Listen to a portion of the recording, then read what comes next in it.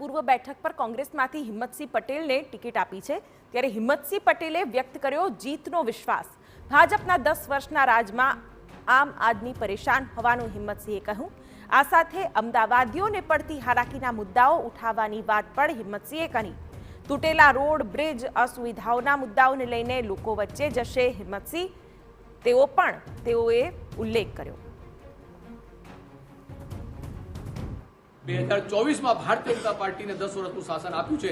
બેકારી, બેરોજગારી, મોંઘવારી અને જે ભારતીય જનતા પાર્ટીએ ઠાલા વચનો આપ્યા છે એમાં જે ગેરવહીવટ, ભ્રષ્ટાચાર, ઇલેક્ટ્રોકલ બોન્ડની અંદર અત્યારે જે લોકોએ જે રીતે એક તરફ ઈડીને ઇન્કમ ટેક્સની રેડો પડે અને ભારતીય જનતા પાર્ટીના એકાઉન્ટની અંદર 25 કરોડ, 50 કરોડ ને 100 કરોડ એમ કરીને જે આ દેશની અંદર કોઈ દિવસ એવું ભ્રષ્ટાચાર ના થયો એટલો મોટો ભ્રષ્ટાચાર કર્યો છે। આવા અનેક મુદ્દાઓને લઈને પ્રજાલક્ષી જે બાબતો છે એમના ગેરવહીવટો, ભ્રષ્ટાચારો, અમદાવાદની અંદર 50 કરોડના ખર્ચે બ્રિજો બને અને બ્રિજો તૂટી જાય 2 વર્ષની અંદર, તમામ તૂટેલા રોડ, રસ્તાઓ, ઉભરાતી ગટરો, હોસ્પિટલો, વાડીલાલ હોસ્પિટલ બંધ પડી છે।